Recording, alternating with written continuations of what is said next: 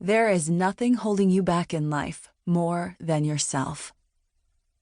If there is an ongoing gap between where you are and where you want to be, and your efforts to close it are consistently met with your own resistance, pain, and discomfort, self-sabotage is almost always at work. On the surface, self-sabotage seems masochistic. It appears to be a product of self-hatred, low confidence, or a lack of willpower. In reality, self-sabotage is simply the presence of an unconscious need that is being fulfilled by the self-sabotaging behavior. To overcome this, we must go through a process of deep psychological excavation. We must pinpoint the traumatic event, release unprocessed emotions, find healthier ways to meet our needs, reinvent our self-image, and develop principles such as emotional intelligence and resilience. It is no small task, and yet it is the work that all of us must do at one point or another. Self-sabotage is not always obvious at the onset. When Carl Jung was a child, he fell on the ground in school and hit his head. When he got hurt, he thought to himself, "Yes, maybe I won't have to go back to school now."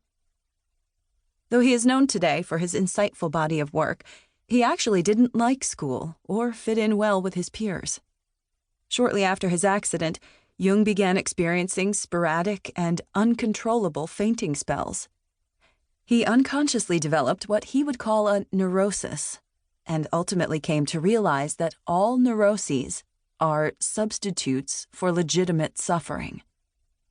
In Jung's case, he made an unconscious association between fainting and getting out of school. The fainting spells were a manifestation of his unconscious desire to get out of class, where he felt uncomfortable and unhappy. Likewise, for many people, their fears and attachments are very often just symptoms of deeper issues for which they do not have any better way to cope. Self-sabotage is a coping mechanism.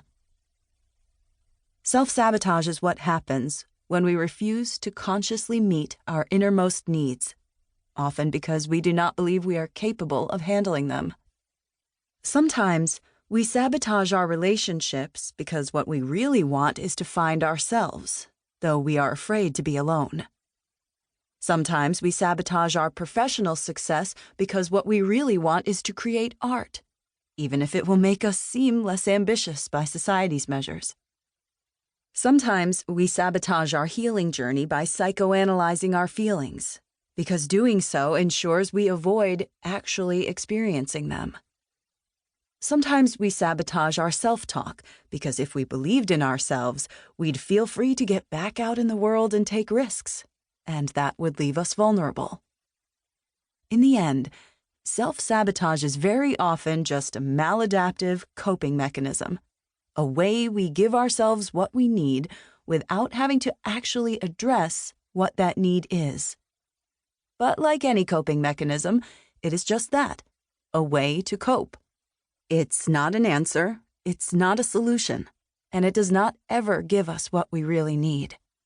We are merely numbing our desires, giving ourselves a little taste of temporary relief.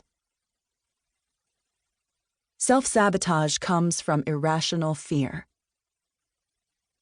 Sometimes, our most sabotaging behaviors are really the result of long-held and unexamined fears we have about the world and ourselves. Perhaps it is the idea that you are unintelligent, unattractive, or disliked.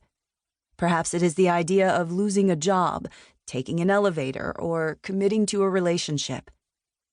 In other cases, it can be more abstract, such as the concept of someone coming to get you, violating your boundaries, getting caught, or being wrongly accused. These beliefs become attachments over time.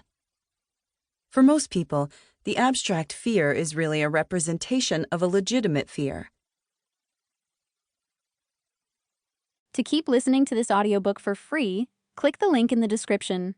It will take you to a free Audible trial where you can listen to this and many other books for free for 30 days.